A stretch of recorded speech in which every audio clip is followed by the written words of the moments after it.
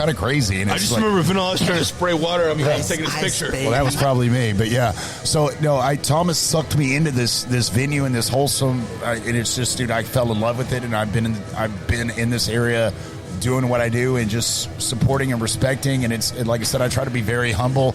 You meet so many awesome people. You hear so many stories. I mean, I've been on tour. I've been on the road. I've met so many national people.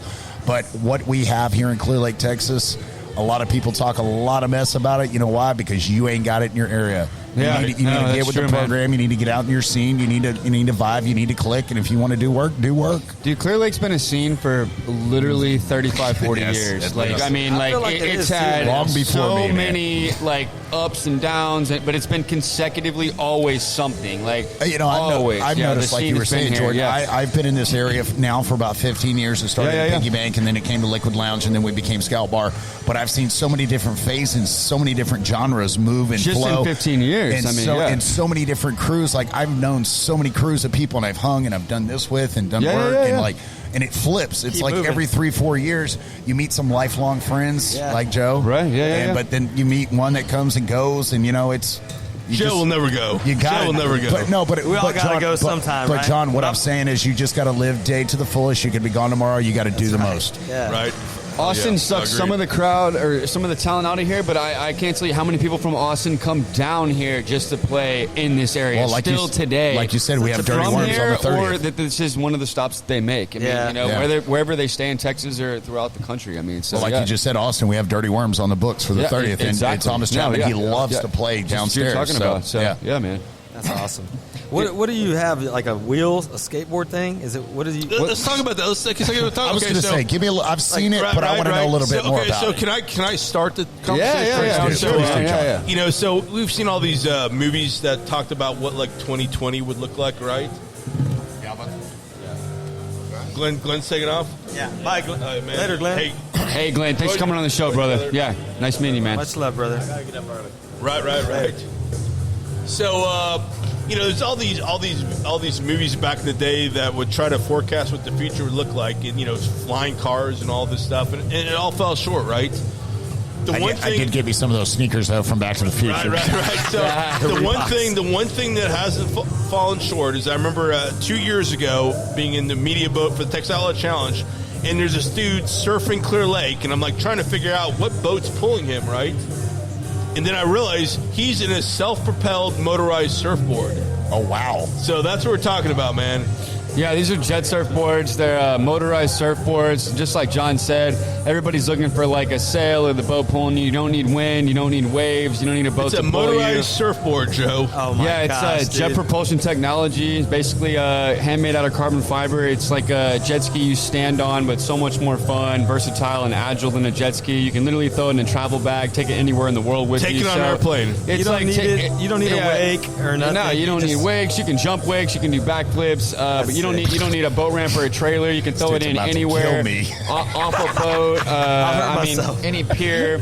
It's just an incredible new water toy, and it's not just a water toy. Like, I sell, I service, and I rent these boards out. But really, what I'm doing here, guys, is I'm pushing a whole new sport. So I totally understand that. People don't realize what I do, and we sell these things, but really, I'm the biggest cheerleader and promoter for moto surf. Is that what you're calling it, moto surf? Yeah, it is. It's actually my next question. So the sport is moto surf. When are we going? My next question. That's man, dude. I'm working on that, bro. Yeah. The water's getting cold, but man, it's still good. I'm working on that, Joe. I was kind of going to give him my background, so he knows I got a little safety here. Let's get through Halloween, and then boom, dude. First week in November, let's get you guys out there, man. Let's film it up. So Jordan, one of my sponsors is Embassy Skateboards, and I'm pretty sure you're familiar with Todd Prince, John Gibson, a couple of these guys. So the line goes on and on and on. Surf the other day was Eric, the owner of Southside Skate Park. So that was Eric's a good friend of mine. Yeah, so awesome. that was fun. I skated for 18 years, and I blew up my ACL, and then I used to ride the Hurricane every weekend, and we would skate near Park Strawberry Park and on and on. I grew up in Alvin. We had a tight-knit crew, but we liked to travel. We would drive in this little Volkswagen Bug, and we'd get dropped off by our parents. Dude, that's it, man. And we'd skate all day. Your one friend that snuck his parents' car out, or we would steal a car, or we would get there, and we would play Street Fighter till the sun went down, and then we would this and that, and we'd all go to Taco Cabana and just feast off on what we could and just make way and make bread. But I skated for 18 years and I rode vert ramp. But dude, I would love to get on your moto. I come from a skating background. Believe it or not, guys, I'd love to do it, but I've actually never been on an actual surfboard. I've never surfed I could show you on a surfboard, and I'm ranked 5th in the United States in moto surf. That's amazing. Yeah, so it's crazy. I come from a skateboarding background, so it doesn't matter if you're into jet skiing, surfing, motocross. Honestly, our biggest clientele is motocross. Second nature to you, dude. These engines that are in these boards are built by Martin Shula, who's famous from Martin Shula Racing. He had the fastest go-kart engine in the world at one point. I mean, literally, he's built parts for Formula One, BMW Racing. He still manufactures parts for private jets in his warehouse. That's crazy. In the factory I've been to and checked. So, I mean, dude, the engine's crazy. So motocross guys love it. If you love two-strokes, you love jet surf. Jason Dupree, that actually owns Punkstar Industry, that's how I got my tri. He knows him, and he does a lot of moto with him. Jason actually just built a racetrack in his backyard in Dickinson. Oh, wow. We've got miniature goats, miniature cows, and a racetrack. We're looking for water tracks. We're trying to, I mean, we had the first moto surf track in Texas right here at Lake Longhorn last year. There was not technical difficulties, but due to COVID, some things happened. We kind of had to pull it out. We're looking for the first moto surf training facility in Texas today. So, question: have you been out to what is that by Skydive Houston? What is that the surf thing they have out there? I forget. Ryan posted and talks about it a lot. What is not that? Skydive Houston, but no, it's out there. It's the someone in Waco, BSR Cable Park. I think it's a wake park. Right? Yeah, BSR Park. Yeah, that place is killer, man. I haven't been. My friend Lindsay, she told me all about it. She's from Waco. Yeah, I've been wanting to go check it out. Well, no, I'm not talking about Waco. I'm talking about there's one right off of 288. So Wake Nation. So we've actually. I was like, wait a minute, no, it's right here off of 288. I've been doing this for 3 years, guys. There's not pretty much any place you can name off any body of water that I haven't shook hands with, talked to the owners. So you're doing work. Man, I've tried to get in Wake Nation for 2 years now. I actually spoke to him about a week ago. So how big does it have to be? That's how big? So Wake Nation would be the minimum size, right? Wow. So Lake Longhorn's about a 55-acre lake. We could use about a quarter of that. We need about at least 15 to 20 acres to run a track, right? So Wake Nation's probably, I don't know the exact size, but it's probably in that 25, 30 How much acre. water do you have to have under this thing? I can't dig that. I mean, 2 feet. Really? But that's it? Yeah, to ride less than that, 18 inches maybe. But when you fall off, you might go in a little deeper than 2 feet. About where these mud unless you want to, hit the bank, basically. I was going to say that's what she said. We usually want to do 3 or 4 feet. Yeah. Yeah, I was just curious because you hear about these mud boaters that go out and Chocolate Bayou. And they dig those trenches, man. I didn't know if you ever checked that out. It's same theory, but if you fall off, you're gonna hurt yourself probably, right? Well, I mean, you got 2 foot, you're gonna hit ground. Exactly. Yeah. It's just like hitting a vert ramp. These boards go 42 miles per hour, guys. Holy so if you fall off and you hit the water at 42, it doesn't hurt. But if you hit the ground 2 feet in, I mean, there's a little buffer zone. But I'm excited, Joe. We're going to somewhere safe. Joe, look at me. I'm excited. Just a little bit deeper. I mean, and let's talk a little bit about the whole motor surf scene in Dubai, Shanghai. I mean, where all the races are happening currently, and you're trying to. I'm the founder of Jet Surf Houston Racing. We're trying to build the first, moto surf official race team here in Texas, and we've had 3 races almost happen that have been canceled. I don't want to go into all that now, but I said, I have been working very hard between La Torreta, Margaritaville, the Lago Mar Lagoon, My Marina, Seabrook, Galveston. I mean, we've had Moody Gardens and Lago Mar in play. We've had all sorts of things happen. COVID was a tough year for me. This was our big year to get racing going. But next year we're going to come strong.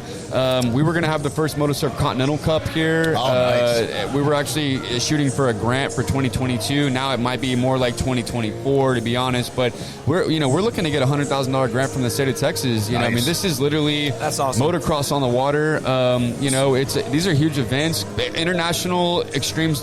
Not just water sports athletes. I mean, the guys I've raced with, Troy Corser, I mean, Olympic skiers, 7-time jet ski champions. People that just want to give it a whirl and give it a try and actually find a nick hockey for it. Players. They find a nick for it. These are professional athletes, extreme sports athletes that are they have accolades and other things. Ready. And now they moto surf, and so you don't have to be extreme like that. But I mean, we're good, Joe. These things are incredible. No, you guys are good. I mean, anybody can jet surf. So but Jordan, the sport is because really it's serious. People, I can tell. I can totally tell that you're excited about it. 2 or 3 time world champions that race these things. I mean, this is the real deal. Ferrari, the Red Bull Air Race champion, the owner of Ferrari, they all jet surf guys. Justin Bieber. I mean, I can name off. I can name off.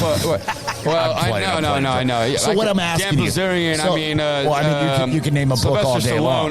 So many celebrities. So what I'm asking you is, yeah, where is the facility here?